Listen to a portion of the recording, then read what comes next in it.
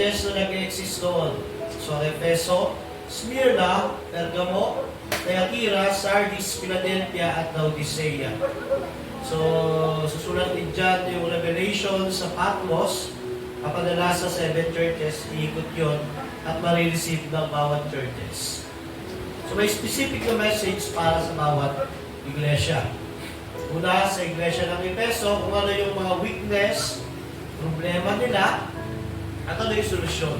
So, ang Efeso ay doctrinally sound, pero siya ay loveless church. Nawala yung pag-init ng kanyang unang pag-ibig. So, yun ang problem ng church ng Efeso. So, sumunod, ang iglesia ng Smyrna, ito ay healthy church, pero mahirap ito. Pero sa paningin ng Panginoon, siya ay isang mayamang iglesia. Siya ay persecuted ng mga Hudyo. Sinisiraan siya ng mga Hudyo, kaya sila ay mahirap sa isang bayang mayaman, ang Smyrna. So wala sa kanilang review, ang recommendation lang ay pagpatuloy kung ano yung ginagawa nila at manatiling tapat hanggang wakas. Sumunod ang iglesia ng Pergamo, isang liberal church na inaaraw nila yung teachings ni Balaam, mga tiring turo ng mga Nicolaita. So ito ay mayaman, church na sa patingin sa panlabas ay okay, pero sa loob ito ay liberal church. So, sumunod ang iglesia ng Thyatira, tolerant church. Kinalaw na ito ang teaching si Jezebel. So, paglalarawan ito, maaari sa Old Testament character na si Jezebel o yung mismong tao roon na merong spirit ni Jezebel na nagtuturo sa loob ng iglesia ng Thyatira. So, pagkamat ito ay tolerant church, sa loob nun may mga faithful na Christian at sila ay hindi natuto ng malalim na lihim ni Satanas. Sumunod ang iglesia ng Sardis. Ito ay dead church. Self-sufficient siya, mayaman itong church na to. At kilala ang Sardis bilang laging napapasok dahil hindi nagbabantay yung church. So, dahil siguro sa self-sufficiency niya, mayaman siya, talagang yung church ay defensive na position, pabaya yung mga tao. Ganon din yung iglesia ng Sardis dahil sila ay mayaman at tingin sa kanilang nasa paligid, sila ay buhay na buhay, masigla. Pero sa paningin ng Panginoong Jesus, siya ay isang patay na iglesia. Ang Philadelphia naman ay isang healthy church. Ito ay naitatag sa pamamagitan ng dalawang magkapatid, kaya siya ay brotherly love church. So, healthy church ito dahil maganda yung fellowship sa loob ng church. Nagmamahalan sila, doctrinally sound, at walang comments sa church na ito, kundi magandang papuri mula sa ating Panginoong Jesucristo. Pamuli ang church ng Laodicea, ito ay mayabang church, nasa sentro, ng banking noong panahon na yun. May factory sa pamatak sa mata, so sa medicine, sa banking, at sa damit. Tela na kulay ube, dito nanggagaling. Hindi lang kulay ube, yung tela na ginagamit doon sa kanila ay isa sa kilala. Subalit ito ay self-deceived church. Dahil siguro siya ay mayaman, akala niya mayaman siya, pero sabi ng Panginoong Jesus, bumili ka sa akin ng ginto. So pagkatapos ipahayag yung message para sa 7 churches, dinala si John sa taas, nakita siya ng isang bukas na pintuan sa kalangitan.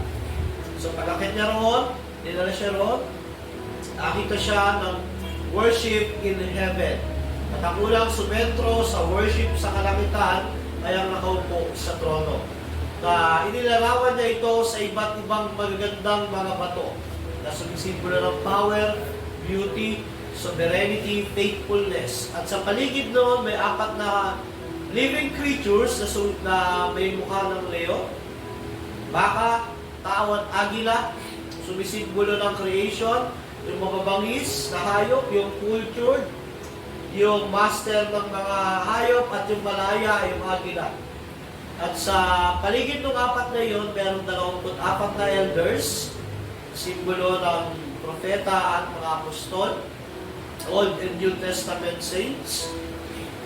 Pagkatapos, nakita ni John sa pahayag 5 na may hawak sa kanang kamay ang nakaupo sa trono, may 7 selyo. Walang makita na karapat dapat magbukas noon. Humingi ng anghel, wala siyang makita na pwedeng magbukas. Tumangis si Juan. Pero sabi ng matanda, huwag ka lang umiyak. Nagtagumpay na ang leon ng Judah, which is si Christ, na sumisimbolo na galing siya sa line ni David, di ba? Sa Davidic Covenant, pinangako yung mula sa yung tagapagligtas, yung gagaling kay David. At doon pa lang sa panahon din ng mamatay si Jacob, yon ang binigay na blessing kay Judah, na yung scepter ay hindi mawawala sa lahi ni Judah. So, yun yung tipag, yun yung Davidic Covenant back hanggang kay Jacob na manggagaling kay Judah, hindi mawawala ang scepter sa kanya. Pero nung tignan niya, hindi leon ang nakita niya. Ang nakita niya ay isang kordero na parang pinatay na. At may 7 sungay, 7 mata, na ang Espiritu ng Diyos, sumisimbolo ng power ni Christ bilang omnipotent at all-knowing, omnipresent, all-seeing, omnipresent, all-knowing, omniscient. So, yun, yung mga kakaiba na nakikita natin ay sumisimbolo ng power na omnipotent at Old Testament language iyo. So yung magre-receive, binasa niya, hindi siya mag-iisip ng kung ano-ano na ginagawa ng mga pastor ngayon. Iniisip nila na ito ay Nostradamus, ito ay vaccine, ito ay si Bush dati, si Hitler, kung sino-sino, pero yung babasa noon malinaw sa kanila ang language at alam nila ito ay, di ba sabi, mapalad ang nagbabasa, nakikinig at sumusunod, ito ay blessing sa kanila dahil alam nila na magsisimula na ang pagbubukas ng New Covenant. Actually, nagbukas na. Yung pa na lang, yung fulfillment na lang na mawawala na yung Old Testament worship. Sisimula na ang worship in spirit and in truth. Yung Old Jerusalem, mawawala na, papasok na yung New Jerusalem na hindi exclusive sa isang bansa, kundi para sa lahat ng tao na sasampalataya kay Kristo. Binuksan niya yun, nung nakita niya yung pan, meron itong 7 selyo. Kinuha iyon nung kordero. At nung kinuha ng kordero, sinimula niyang buksan ang mga selyo. Ang kordero lang ang pwedeng magbukas dahil ito ay kanyang revelation. Yun ang testament ni Christ. Binubuksan lang ang testamento pag namatay. So pwede niyang buksan iyon dahil siya ay namatay. At ang pwede lang magbukas doon ay may kapangyarihan na mamagitan sa Diyos at sa tao, which is si Kristo. So, bubukas ang unang selyo. Kita niya ang white horse at pana na si Kristo ang sinisimbolo. Inumpisahan ang pagpapatupad ng kanyang judgment sa Israel gamit ang isang kaharian o empire ng Roma bilang kanyang unwilling servant. So yun. So ito ay may corona, simbolo ng tagumpay. Sumunod, nung tanggalin yung isang selyo, walang kabayo naman, espada, panimula ng digmaan. Parang premier night ito. Kada bukas ng seal, may pinapakita. Pangalawang seal, red horse at espada, panimula ng digmaan. So nagsimula na ang digmaan. Actually, nagsimula iyan nung sa Syria, yung isang region ng Roma na pag-aralan natin sa nagtawag dito sa 65 AD na pinalibutan ng Assyrian region ng Roman Empire noon, ng Israel, at nalaman ng mga tao na magsisimula na ang sinasabi ni Jesus na pagkapalibutan na ang Jerusalem, ang Israel pala, tumakas na kayo. Pero after palibutan, umalis din kaagad, kaya nakatakas ang mga Kristiyano noon. So walang namatay sa digmaan noon. Pagkatapos nung dumating si Vespasian, nagsimulang sakupin ang Galilean region sa norte, paikot, pero umatras siya dahil namatay si Nero. Namatay si Nero, nagagawan sa power, ilang palit-palit ng mga namumuno, nagpa siya si Vespasian, bumalik at iniwan niya yung kanyang anak na si Titus para mamuno doon sa pananakot. So yung red horse ay panimula ng tigwan, yung black horse ay at may timbangan ay artificial na tagbuto. So hindi nila matalo ang Jerusalem dahil ito ay may matibay na pader at very strategic. Pinanood ko yung 70 AD. Makikita mo merong tatlong wall ang Jerusalem. First wall, second wall, third wall. So ang unang pagtatangka ay nabigo sila. So ang ginawa nila, dahil nabigo sila, isa-dalawa, pinalibutan nila ang buong Jerusalem para walang makakapasok, makakalabas, ang mangyari, nagkaroon ng tagutong. Kaya nga artificial lang to dahil sabi dyan sa Black Horse na yun, huwag pinsalain ng langis at ang ano ba yung isa, yung pangailangan. Ibig sabihin sa labas, masagana, sa loob lang ng Jerusalem, merong artificial na tagutong dahil sa digmaan.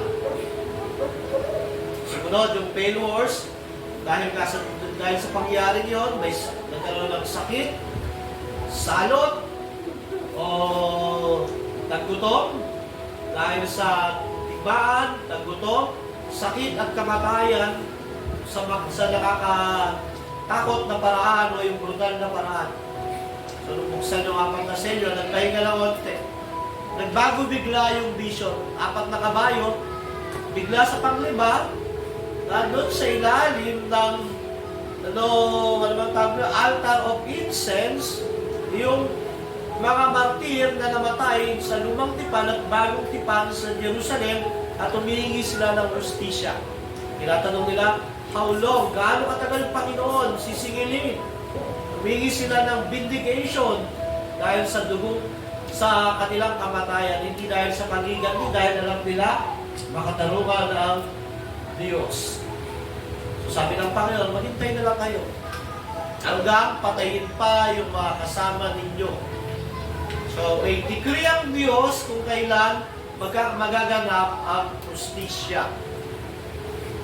So pang-anim na selyo, binuksan yung 6 na selyo, makikita dyan yung kuot ng kordero at ang pagliligtas din ng kordero. Kasama dyan yung, kung nakita nyo, merong 144,000 na sumisimbolo sa iba't ibang lahi ng mga anak ni Jacob. So ito yung mga Hudyo na sumampalataya kay Kristo, nakaligtas. Pero pagtingin niya, napakadami pa rin.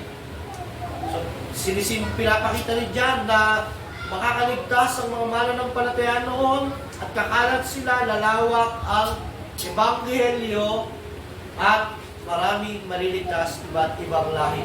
Kasama tayo ngayon. Nang buksan may 7 selyo, bumukas na ang selyo, nagkaroon ng kapayapaan sa kalangitan. Katahimikan. Ano ba nakita natin? Nagkaroon ng katahimikan, tapos dumating yung anghel, tapos merong isang anghel na dala niya yung altar, na may ginto, tapos yung panalangin ng mga banal kasabay noon. So, pumarap siya doon sa nakaupo sa trono, na alam natin si Christ, na wala namang ibang tagapamagitan sa Diyos at sa tao, kundi si Kristo. No, naglagay siya ron sa altar, sa kanyang hawak, binihagis niya sa lupa. So, natapos na yung 7 seal. At dito na tayo sa Pahayag chapter 8, 6-13, ang 7 trumpeta. After ng 7 seals, 7 trumpets, 7 bowls. So, puro full for full revelation talaga ni Christ sa mga mangyayari. So hindi magkakamali yung babasa nito na Hudyo dahil 3 beses inuulit sa kanya yung mangyayari. Parang ganito lang yan, wow, wow, wow. O kaya naman, pag sa positive naman, tignan natin yung positive, holy, holy, holy. Pero ito 3 beses, seals, trumpet, bowls, para ipakita lang yung judgment. So habang yung una, yung 7 seal, parang konta lang yun, trailer. Ngayon, hindi na lang trailer. Magsisimula na yung film, yung talagang siyang pagkatapos pa, yung 7 balls, yun na talaga yung parang nanonood ka na ng live. So, basahin natin ang pahayag 1:6-30. At tumanda ang 7 anghel. So, inihagis ng anghel na namamagitan, which is Christ. At tumanda na ang 7 anghel na may 7 trumpeta upang hipa ng mga ito. Hinipan ng unang anghel ang kanyang trumpeta at umula ng batong yelo at apoy na may halong dugo. Nasunog ang ikatlong bahagi ng lupa. Ang ikatlong bahagi ng mga punong kahoy at ang lahat ng sariwang damo. Hinipan ng ikalawang anghel ang kanyang trumpeta at bumagsak sa dagat ang isang parang malaking bundok na nasusunog. Naging dugo ang ikatlong bahagi ng dagat. Namatay ang ikatlong bahagi ng mga nilalang na naroon at nawasak ang ikatlong bahagi ng mga sasakyang dagat. Inipan ng ikatlong anghel ang kanyang trumpeta at nahulog mula sa langit ang isang malaking bituin na nagliliyab na parang sulok at bumagsak sa ikatlong bahagi ng mga ilog at mga bukal. Ang bituin ay tinatawag na kapaitan. Kumait ang ikatlong bahagi ng tubig at ang maraming tao ang namatay pagkainom nito. Inipan ng ika-4 na anghel ang kanyang trumpeta at napinsala ang ikatlong bahagi ng araw, ang ikatlong bahagi ng buwan at ang ikatlong bahagi ng bituin. Kaya nawala ang ikatlong bahagi ng kanilang liwanag. Nagdilim ang ikatlong bahagi ng maghapon at walang tumanglaw sa ikatlong bahagi ng magdamag. Pagkatapos ay nakita ko ang isang agilang lumilipad sa kalawakan at narinig ko itong sumisigaw, kalagim-lagim, kalagim-lagim, talagang kalagim-lagim ang sasapitin ng lahat ng nasa lupa. Pagtunog ng mga trumpetang hihipan ng 3 pang anghel. Ito ang salita ng Diyos. Mga pangyarihan sa lahat, hindi nagbabago. Ito ay hindi kumukupas at di lilipas kailanman. So after ihagis ng anghel na namamagitan yung insenso sa lupa, kumanda na yung 7 anghel para hipan. Dito, tatalakayin natin yung 4 na anghel. Kung mapansin niyo yung series ng Revelation, 7 seals, may 4 na una. 4 na kabayo. Tapos biglang nagbago. Ngayon din dito, makikita natin sa paghahati natin yung 4 na trumpeta muna. Dito, yung 4 na trumpeta ay pag-aaralan natin. Ito ay mga bagay na mangyayari sa bayang Jerusalem, sa Israel, sa mga Hudyo, na ito yung hatol sa kanila na sinulat ni Juan sa paraang maintindihan ng mga Old Testament reader. So, isa-summarize ko lang ito yun. At tumanda ang 7 anghel, may kasunod pa pala na may 7 trumpeta, huhugi upang hipan ang mga ito. Ito yung unang message. So, nag-prepare na sila para sa judgment. And the 7 angel, with the 7 trumpets, prepared themselves to sound them. Bakit? Inihagis na ni Christ yung panalangin ng mga banal na kasabay ng insenso, umakyat sa trono ng nakaupo sa trono, at naging mabangong samyo, dininig yung panalangin, kasabay noon, inihagis na sa lupa ang judgment. At kasabay noon, pagkatapos ihagis sa lupa yung insenso na may ginto, magdarang ihipan ng mga hilang kanilang trumpeta. So, ang unang trumpeta ay pagpapabagsak ng kagandahan ng bayan ng Jerusalem. So, mismo Israel. Sunod, Actually, ang language na ginamit ko dyan, pag-aalis ng kagandahan. Binago ko yan noong uling time na naisip ko. Hindi maganda yung term na pagbabagsak. Pag-aalis ng kagandahan ng Jerusalem at ng bayan ng bansang Israel. Ang Jerusalem ho at Israel noong panahon ni Solomon, ang pinaka-most powerful country noong panahon ni Solomon.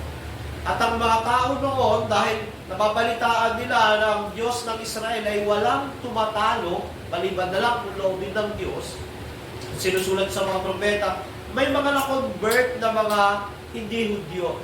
So nagkakaroon ng pilgrimage noon.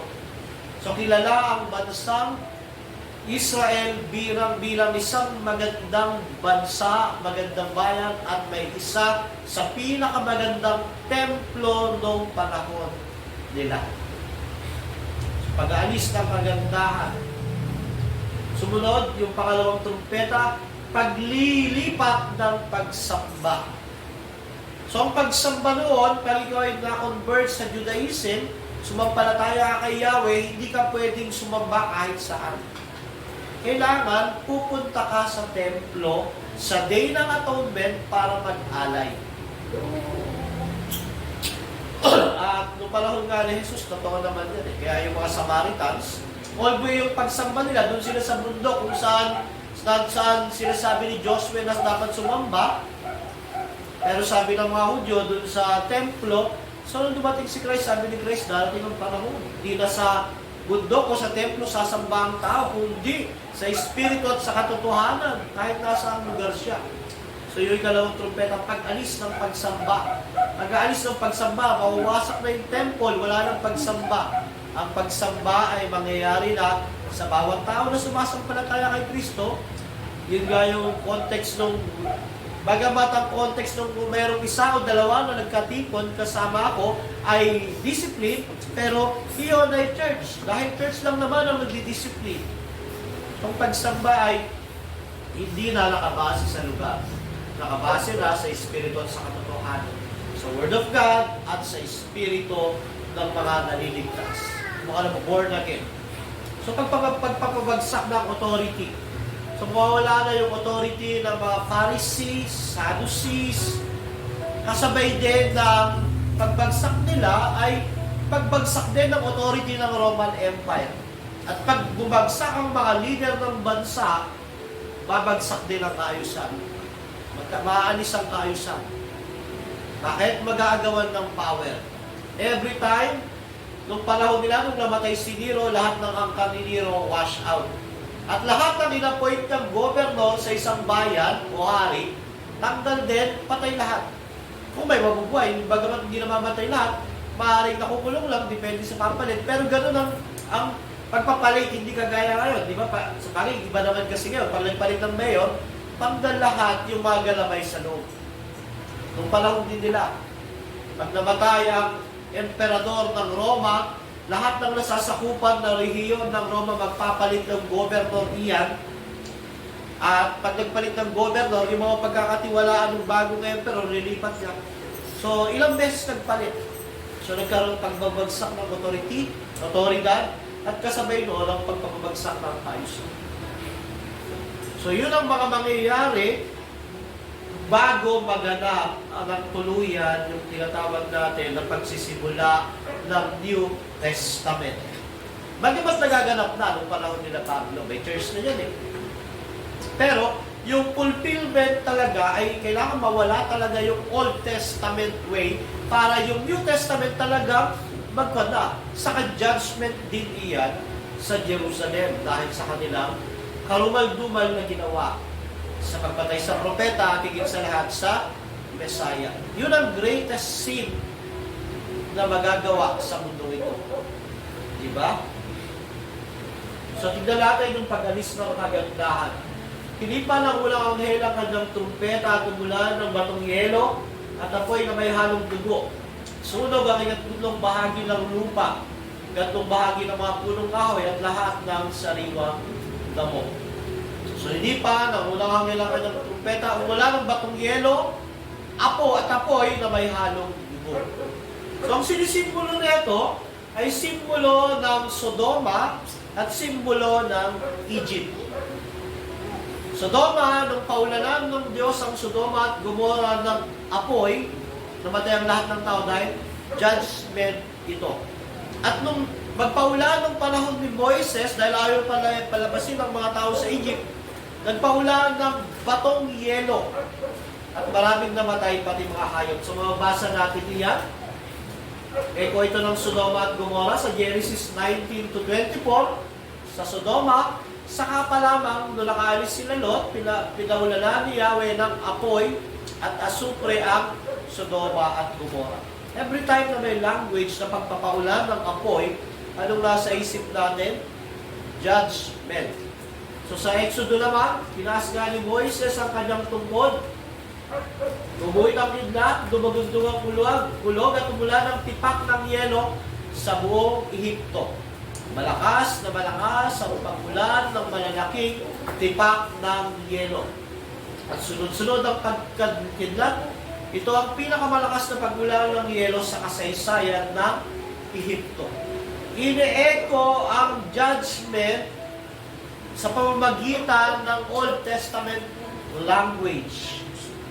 Uhukumag na ang Jerusalem, pero ang language na ginagamit ni John, hindi sinasabing pupunta dyan ang imperyo ng Roma, wawasakin kayo. Ang sinasabi lang ay ganito, ulan ng yelo at apoy. So, ine-echo ang judgment. So, at ang Jerusalem ay figuratively tinawag na Sodom at Egypt. Sa Pahayag 11:8, tinawag ni Juan ang Jerusalem bilang Sodoma o Egypto. Na sumisimbolo iyon doon sa pagpapaulan ng paghipan ng unang trumpeta.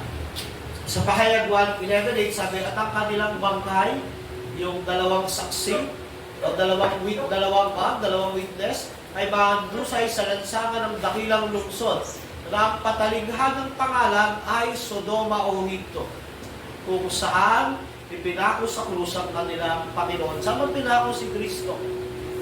Sa Jerusalem, sa bundok Golgota. Pero tinawag siya sa patalinghagang pangalang Sodoma at Egypto. Kaya nung hipan ang unang trumpeta, ang echo noon ay yung nangyari sa Sodoma at sa Egypto bilang judgment. Bakit? Judgment dahil sa pagpakong nila sa kanilang Panginoon si Christ sa Jerusalem. Na dito sa Pahayag 11:8, patalinghagang pangalan ay Sodoma o Egypto. So ang pagulan ng apoy ay echo ng parusa ng Diyos sa Sodoma dahil sa sinfulness nila, sa Egypt dahil ayaw nilang palayain ng Israel. Subalit ngayon sa Pahayag ay parusa sa Israel dahil sa kanilang pagpatay sa propeta at Mesaya. Iingatan nilang Diyos ang true Israel sa pagpaparusa sa Israel. Sa Egypt po, nung paulanan ng yelo, walang Israelitang namatay. Bakit? Iningatan lang Diyos. Sa Sodoma, iniligtas si Lot. Tumingin lang kasi yung kanya, asawa niya, kaya naging bato, naging yelo. Pero dito, sa Sodoma at Egypt, nakaligtas pa rin ang mga believer. Ngayon din sa paghatol ng Diyos, kung paano iningatan ang mga mananampalataya sa Sodoma at Egypto, ngayon din sa paghatol ng Diyos, iingatan din yung mga mananampalataya. Nangyari nga ito noong AD 70 dahil sa pangyayari ito, nasira ang kagandahan ng bayan ng Jerusalem at ng bansang Israel. At may nagsasabi sa commentary na noon nga digmaan dahil nahirapan pasukin ni Titus the Great ang bayan, ginawa niya ang mga bundok ay pinagpuputol nila, nagpagawa sila ng mga katapul, pambato, sama. Nagpagawa rin sila ng mga krus para pag yung mga tatakas, mahuhuli, kinocrucify nila. So, yung kagandahan ng Jerusalem ay nawala. Yan yung sumunod na nasunog ang ikatlong bahagi ng lupa, ang ikatlong bahagi ng mga punong kahoy, at lahat ng sariwang damo. Pagbagsak ng kagandahan ng Jerusalem at ng Israel. Ito ang templo before AD 70. Sa paligid niya ay ang magagandang mga bundok, mga maukan na puno, at elegante ang templo. Pero after AD 70, siya ay sunog, desolated, walang natirang nakatayo, isa man lang building. So yun ang unang points natin. Pangalawa, paglipat ng pagsamba. Inipan na may dalawang anghel ang kanyang trumpeta at bumagsak sa dagat ang isang parang malaking bundok na nasusunog. Naging dugo ang ikatlong bahagi ng dagat. Namatay ang ikatlong bahagi ng mga nilalang na naro at nawasak ang ikatlong bahagi ng mga sasakyang dagat. So after mawasak ng beauty dahil sa desolation ng AD 70, nalipat ang pagsamba. Wala ng templo. Sa kanong panahon nila, may mga Kristiyano pa naman talaga na pupunta sa templo. Kagaya ni Paul, di ba pag nag-missionary journey si Paul, pag nabasa nyo sa Acts, bumabalik siya, naghahandog siya sa synagogue, sa templo. Kasi yung heart niya, yung culture niya, andun pa yung Judaism. Pero sa kanya siya ay isang mananampalataya ni Christ. At doon nga siya nangangaral sa synagogue, sa templo. Andun pa, pero after noong AD 70, nawala na, nalipat na ang pagsamba. Hindi na sa templo, kundi sa kung saan meron mananampalataya ni Kristo. So yung bundok ay sumisimbolo ng pagsamba. Sabi niya, nakita si Yahweh dapat maturihan sa lungsod ng Diyos. Bundok niyang banal, ang bundok ng Sion, ang tahanan ng Diyos ay dakong mataas, nakalulugod, bundok sa ilaga, nagalak ang dulot sa lahat ng mga bansa nito, San Sinuko. Sa Jeremiah 51:25, so, ako'y galit sa iyo, ikaw'y mapangwasak na bundok, winasak mo ang buong sanlibutan, which is ang Babylon. Paparusahan kita, gugulong ka ang pababa mula sa kabatuhan, at gagawin kitang bundok na tinupok. Ang bumagsak na malaking bundok na umapoy sa dagat ay simbolo ng pagsamba ng mga Hudyo sa templo na nawala na at binigay na para sa lahat ng sumasampalataya kay Jesus, Hintil o Hudyo man. Di na exclusive. Dilipat na yung pagsamba sa mga believers. Wala na sa templo. Dati kailangan pumunta ng templo. Ngayon, kailangan mo lang mag-gather ng mga believer at meron ng tinatawag na church.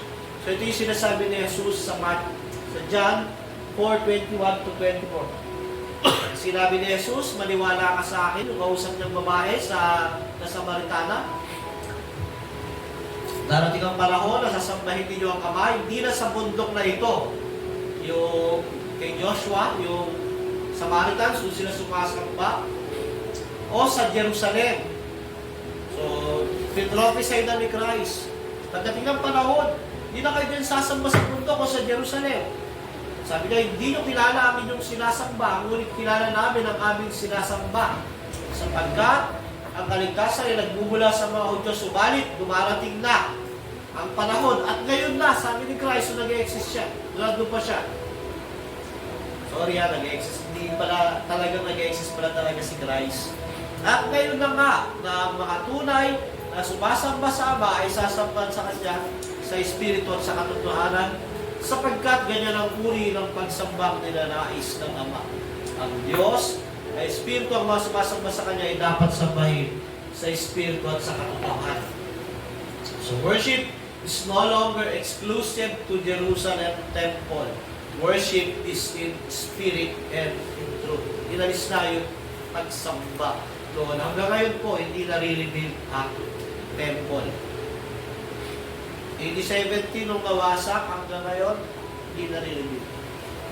Hindi ko lang alam kung nire-rebuild pa nila dahil ang mga Hudyo naman, hindi naniniwala kay Christ. May mga Hudyo na naniniwala kay Christ. So, atirin sila.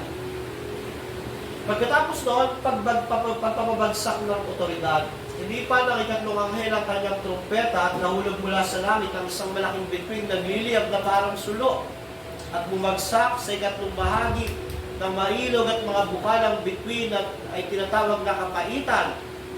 Mait ang ikatlong bahagi ng tubig at maraming tao ang namatay pagkainom neto. So, ang salita na nahulog mula sa langit ang isang malaking bituin, nagliliyab na parang sulo. Ang alam natin, pag pinag-uusapan ng buwan, bituin, araw, ito ay sumisimbolo ng power, authority dito sa lupa. Diba? Mga singer na, ang tawag niya bituin, walang dingding minsan. So, yung nahulog mula sa langit ang isang malaking bituin sa Old Testament, sumisimbolo iyon ng political powers o mga leaders.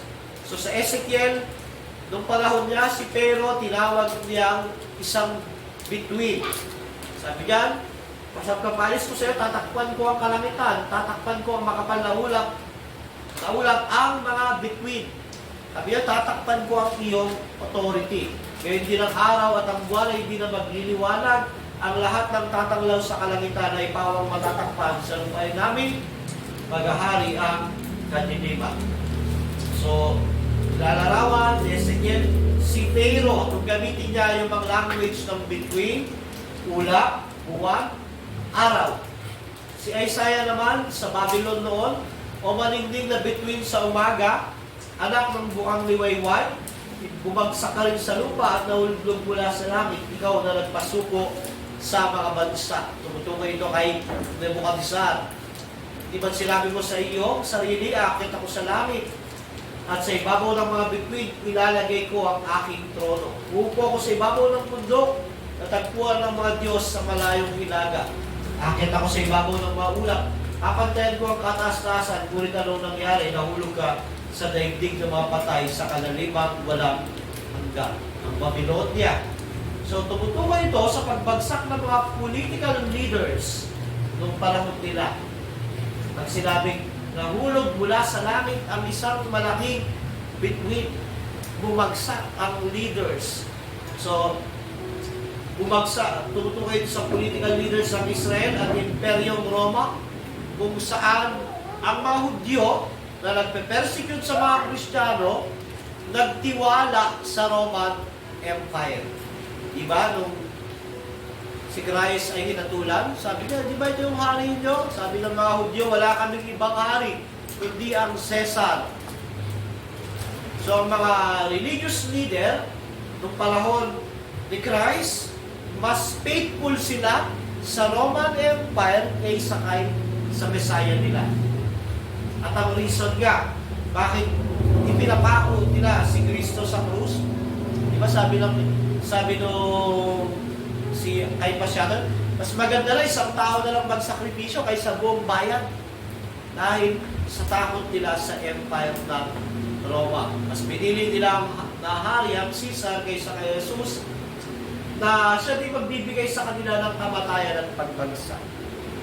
Kaya, yung salitang bumagsak sa langit yung bituin, nagdulot ng kapaitan, yung mga religious political leaders bumagsak, at yun din ang nagdulot ng kapahamakan o kapaitan sa bayan ng Jerusalem o bansang Israel. Bakit? Kaya nagpasakop sa Israel, sa Jerusalem, ang Roman Empire sa utos ni Nero dahil sa revolt ng mga Maccabees. So, yung pinagkakatiwalaan nila, yun din ang nagdulot sa kanila ng kapighatian, kamatayan, pagkasira at pagkawasak. Sabi niya, noon daw nahulog sa ilog, so nung bumagsak yung nagliliyab, at bumagsak sa ikatlong bahagi ng mga ilog at bukal, so yun yung ang ilog at bukal ay sumisimbolo ng buhay at inubig. Sibalit ito ay naging lason sa mga Hudyo dahil ito ay ginamit ng Diyos, ang Roma, para parusahan sila. Ang between o ang pangalan ay tinatawag kapaitan.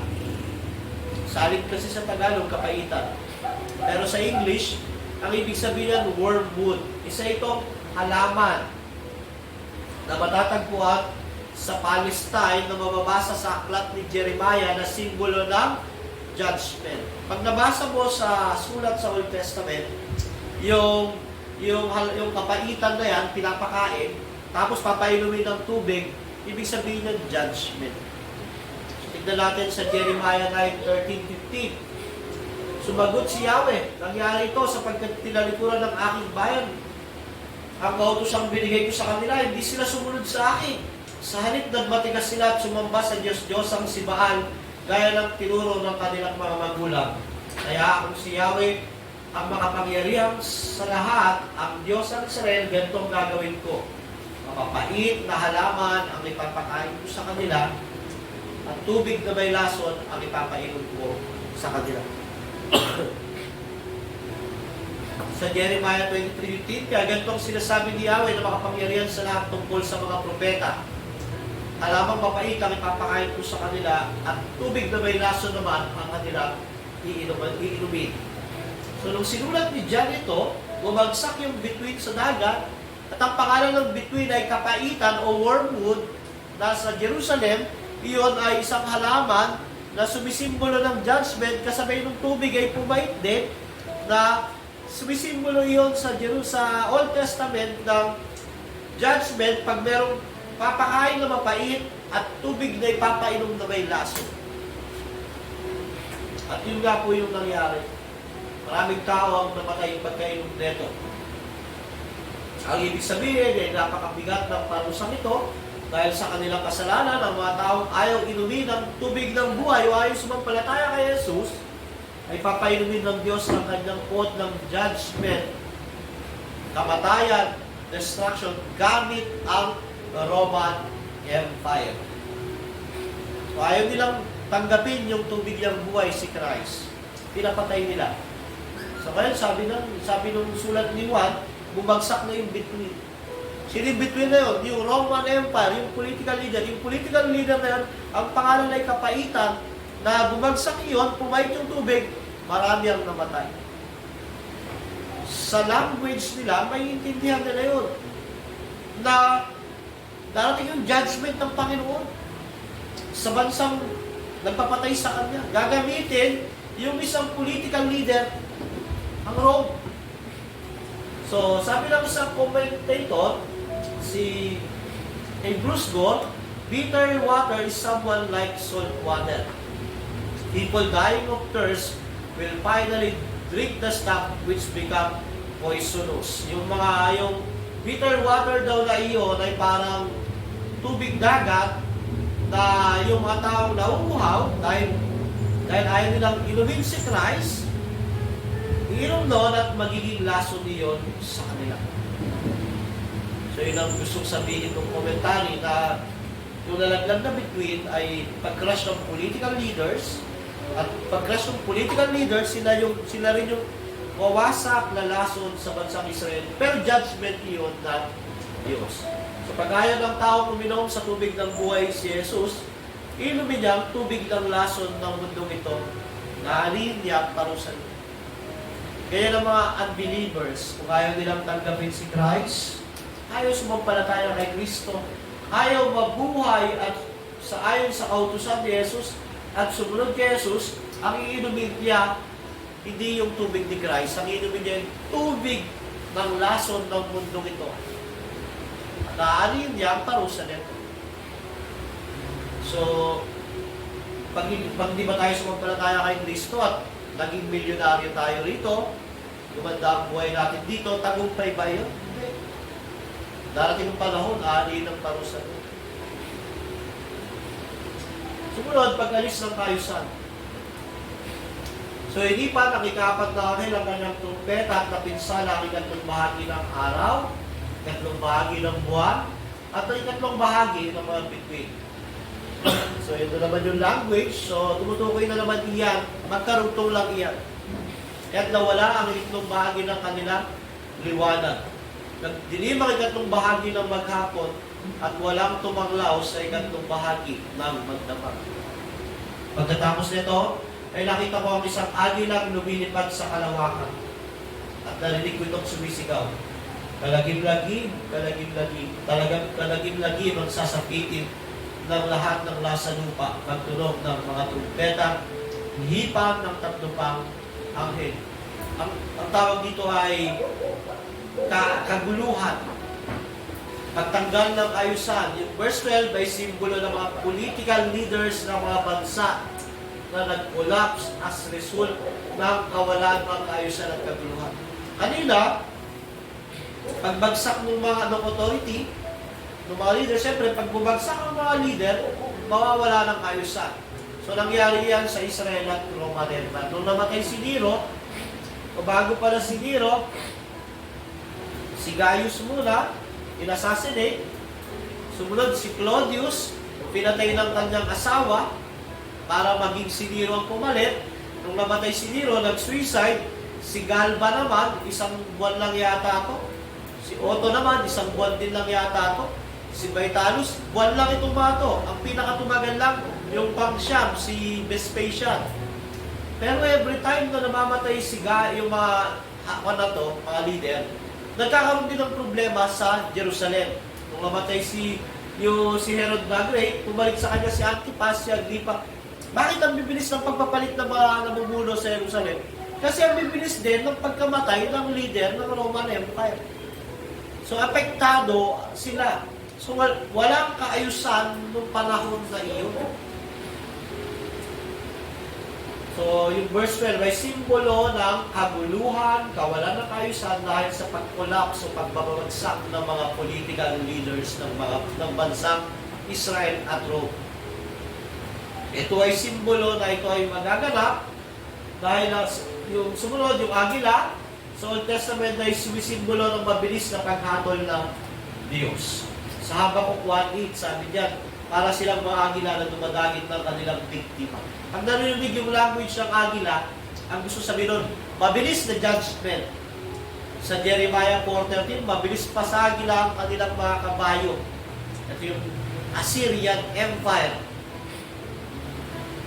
Sa Deuteronomy 28:49, sibilis ng agila na sasalakayin nila kayo. So, ano yung nakita dyan? Yung agila raw lumilipad sa kalawakan at sumisigaw ng kalagi-lagi. So, sisiguraduhin ng Diyos, ito ay siguradong mabilis na paghatol sa Jerusalem gamit ng Diyos bilang kanyang pana, yung nakabayo na may pana, ang Roma. Na ginagabayan ng Diyos dahil ito ang kanyang paraan at layunin ng judgment sa kanila. At yung agila, yan ang simbolo ng Roman Empire. Panahon nila, dala-dala yan ng mga Roman Legion. So alam ni John, yung language, no, na ang hahatol sa Jerusalem, yung Roma rin. Na silang pinagkatiwalaan dahil yun ang magaganap. Dahil ito ay revelation ni Christ. So ang conclusion natin, yung first trumpet, pagpapabagsak ng kagandahan. So nung nawasak na yung templo, nawala na yung beauty. Ang kagandahan ng isang templo ay hindi nakabase sa pagsamba niya sa tunay na Diyos. Nung talikuran nila ang Messiah, nawala na ang beauty ng templo. Diba? Maganda pa yun doon, pero papunta na yun. At 2017 nawala. So, ang kagandahan ng isang templo ay hindi nakabase sa mga panlabas, kundi sa pagsamba niya sa tunay na Diyos. Ganyan din ang church. Hindi sa dami ng member, hindi sa laki ng tithes and offering, hindi sa ganda ng program, hindi sa yaman, hindi sa ganda ng building. Ano? Nakabase sa pagsamba sa tunay ng Diyos. Ayon sa tinuturo ng Bible. Pangalawa, pagpapabagsak sa pagsamba. Ang pagsamba ay nakabase naman sa otoridad ng salita ng Diyos. So, tinanggal na, pinalis na yung pagsamba sa templo, kahit yung fulfillment at tunay na templo, andun na. With si Christ at ang mga mananampalataya. So, ang pagsamba natin, dapat nakabase sa Word of God. Yung beauty at yung worship, hindi pwedeng maghiwalay yan. Kasi kung tama ang worship, andun yung beauty of holiness. The beauty of worship is holiness. Sunod, pagpapabagsak ng otoridad. Ang authority na wala sa pagsunod sa Diyos ay maglalawat mo kapara. Dating panahon, ang Roman Empire, ang Israel, dahil hindi na sila sumusunod sa Diyos, dahil pinapatay nila ang Messiah, na wala na ang authority sa kanila. Yet, naniniwala tayo na may plano pa rin naman ang Diyos sa bansang Israel. At may mga ligtas doon na sumasampalataya kay Kristo. Pero authority, pag wala na sa pagsunod sa Diyos ay maglalaho at makopara. Sunod, pagbabagsak ng kaayusan, siyempre namatay yung mga leaders nila, nagkaroon ng kaguluhan, walang kaayusan. Tandaan natin, without God, there is no order. Kung wala ang Diyos, walang kaayusan.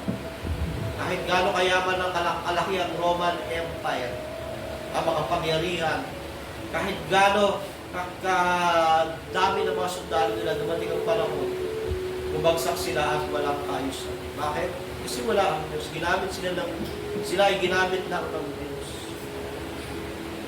So, yun yung apat na trumpeta na pagkatapos nito, yung tatlong trumpets naman, na tumutukoy din naman sa AD 70 judgment ng Diyos. Mas lalo lang in-emphasize ni John yung message. Tandaan natin na magre-receive nito. Pag nabasa nila iyan, sila ay pinipersecute ng mga Hudyo. Diba? Ang Smyrna, ini-slander sila ng mga Hudyo. Yung mga unang believers, ang number 1 nilang kalaban, Hudyo. Kaya lang naman sila pinersecute ng Roman Empire nung si Nero, sunugin niya ang bayan ng Roma at balak niyang palitan ng Neropolis, imbis na yung Roma, papalitan niya ng Neropolis, pero hindi tinanggap ng tao. Dahil walang may papalusot si Nero, ang ginawa niya, ang pinag-akusuhan niya na sumunod ay mga Kristiyano. Doon nagsimula ang persecution ng mga Kristiyano. Pero nung simula ang magpe-persecute sa mga Kristiyano ay mga Hudyo. At alam natin na pagkatapos nung nagsimula ang persecute ng mga Hudyo, ay ng Roman Empire ang mga Kristiyano, nagsimula naman ang kaguluhan sa Israel at gustong patahimikin ni Nero ito, pinadala niya si Vespasian. Doon nang naganap yung paghatol ng Diyos noong AD 70. So may tanong kayo?